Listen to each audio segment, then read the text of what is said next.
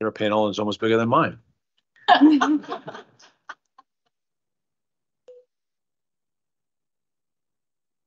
Good afternoon. My name is Linda Orell, and I direct government relations for the trustees of reservations. Thank you, Chair Roush, Chair Cahill, and members of the committee. The trustees is a statewide conservation organization founded in 1891. We own 123 properties and manage 120 miles of coast.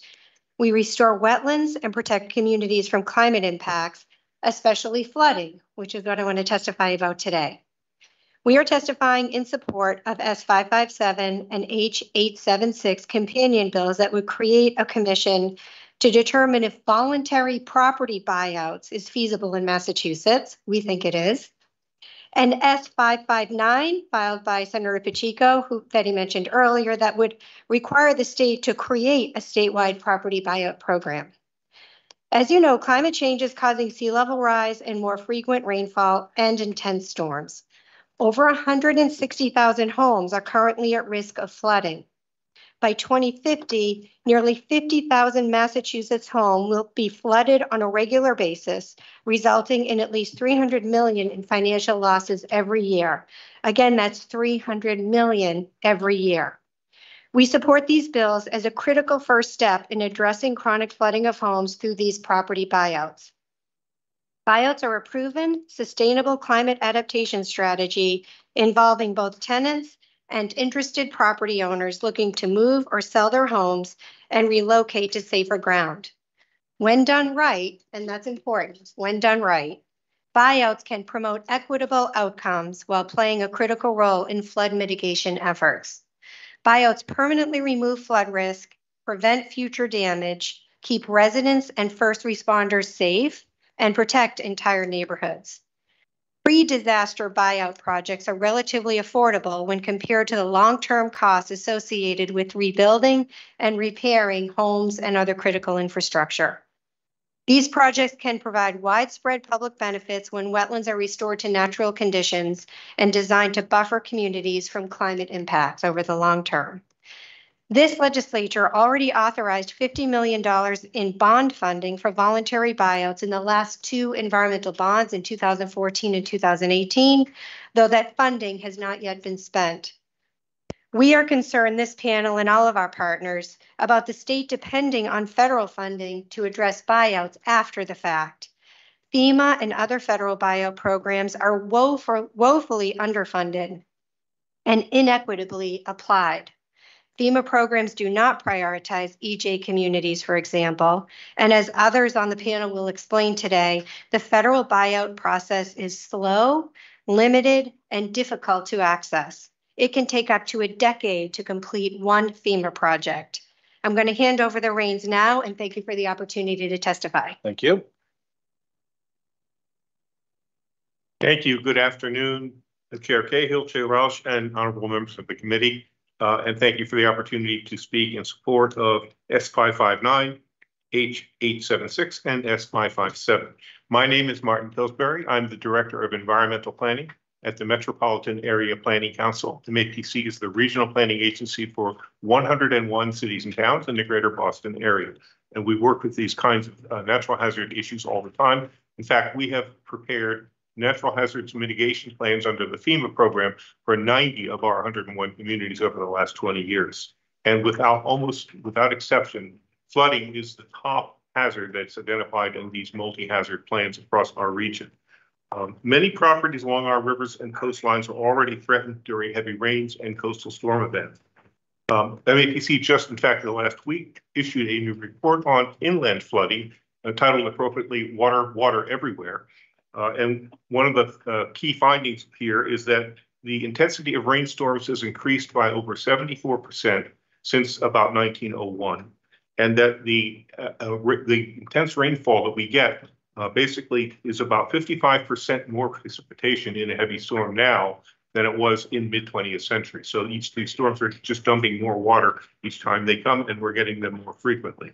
So we're already looking, this is a threat. The impetus for this bill may be our changing climate, but the bill is really needed already today now. We already have properties throughout the region that have been repeatedly flooded and certainly experienced damage during any storms and just waiting for the next big storm to come.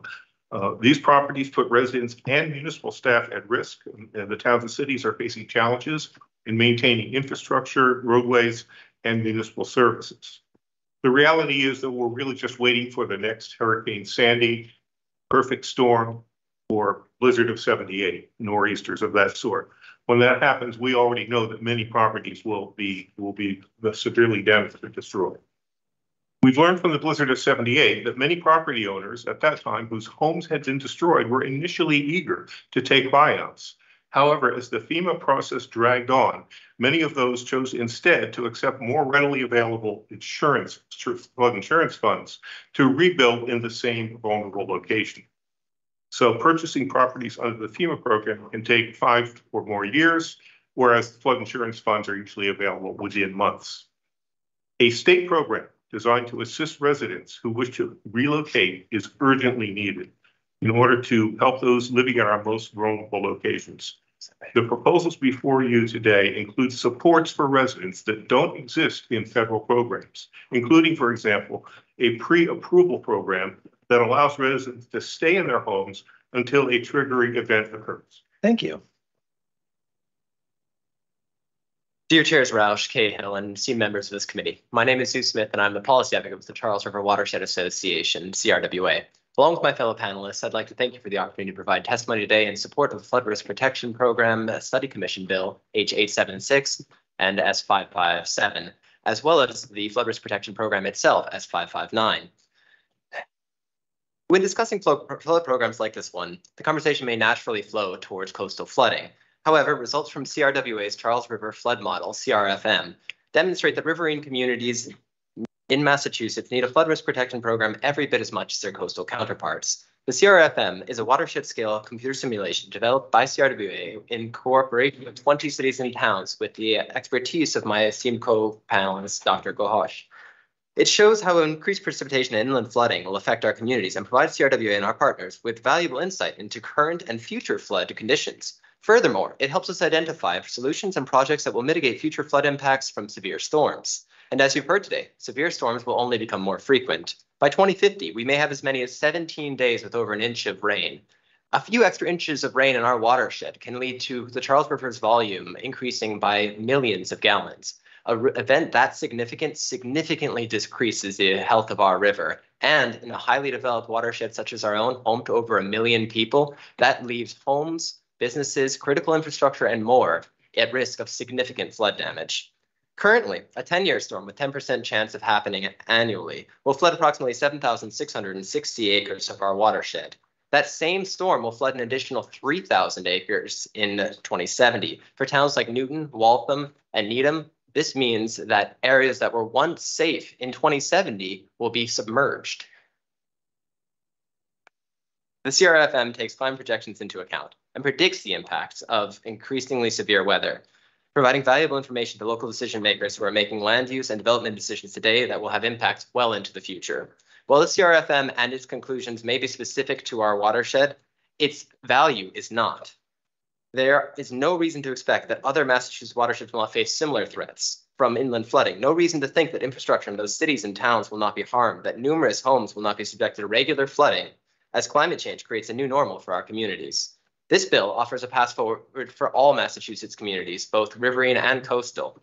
You have heard today that Massachusetts cannot rely on federal programming. We must act proactively to establish programs for our citizens. The bills today enable us to think about whether or not this program could be effective for our state and also allows our state to consider creating a program that offers a lifeline out of flooded areas. Today, I urge this committee to favorably report out the study commission bill as well as the program bill itself. Thank you for your consideration and the opportunity to provide testimony. I'm happy to answer any questions the panel may have. Perfect. Perfect. Thank you.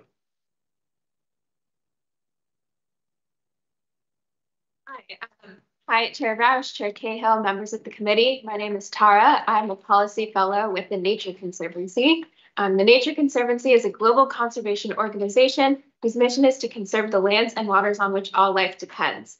For the past couple of months in my fellowship, I've been looking at examples of flood mitigation programs across the country, and I'm here to talk about an example of when we as the Nature Conservancy worked with FEMA. So as Linda mentioned, FEMA is a great resource, but it's often inaccessible. They're going to be even more in demand in the coming years as climate change increases severe weather events across the country. So we were involved with the FEMA Flood Risk Project from 2010 to 2018 as part of our work on climate adaptation. We partnered with the town of Middleborough on the Wolosky Park project. Some of you may be familiar with it. Wolosky Park is located entirely within a 100-year flood zone along the Taunton River in southeastern Mass. The area has seen multiple historic flooding events, and there's only one road into the neighborhood, which means that flooding can pose a dangerous public health risk, like in March of 2010, when the neighborhood flooded to the point that first responders had to evacuate residents by boat. The event prompted the town to apply for FEMA flood mitigation funding, which covers up to 75% of total project costs. The town not only had to submit a long and complex application, but also had to create and submit a municipal hazard mitigation plan subject to FEMA approval and run public hearings for the project's duration. This process took 5 years and then another 3 to implement. By the end of the project, so much had changed that the initial funding, part of the initial funding was forced to go unused. The lengthy timeline also greatly impacted the ability of residents to participate. Out of 8 initial property owners interested, only 3 properties were successfully acquired. The process took so long that one interested resident even died before it could be completed. Moreover, Wolosky Park is a low-income inland neighborhood where a large portion of residents are tenants. Ultimately, the appraised values of their houses were not enough money for the residents to afford to live in a safer neighborhood, even with the town of Middleborough promising to pay for their first year of rent. Some other serious shortcomings of FEMA's approach included FEMA did not provide any social work assistance, and the town was responsible for the social and logistical work of encouraging its residents to relocate.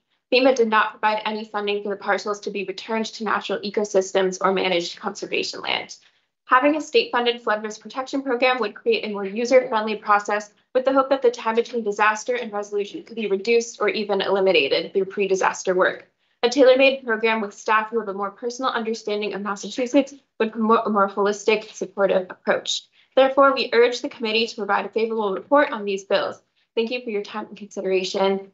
Feel free to ask me any questions. If not, I'm going to pass it on to Indrani Ghosh. Thank you, Tara.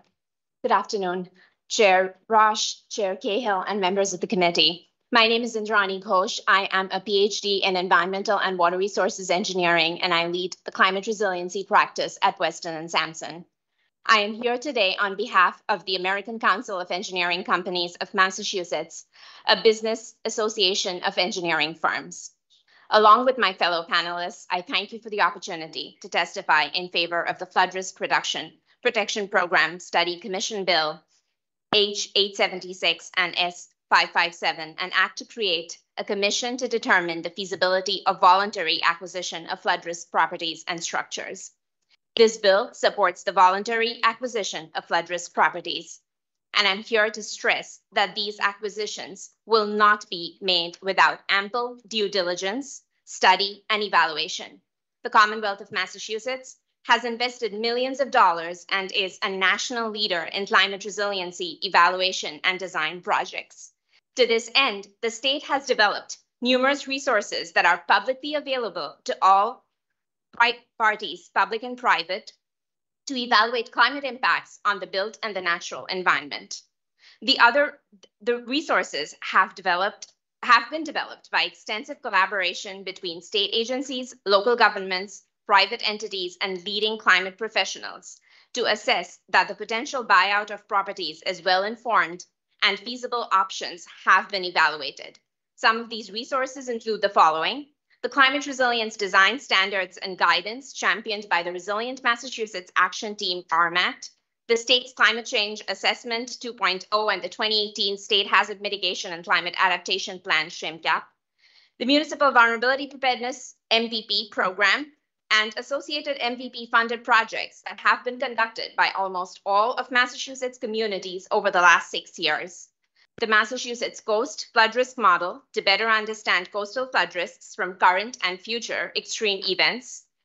And as you heard, inland flood risk models developed by the different watershed associations, such as the Charles, Neponset, and the Mystic River Watershed Associations. These evaluations will be in accordance with a standard of care consistent with engineering practice in Massachusetts. The passage of these bills will set up the commission to to evaluate the necessary information and make informed decisions regarding managed retreat and the potential voluntary buyout of properties across the state. Thank you for giving me the opportunity to testify before you today. Thank you. Any questions for the panel from the committee?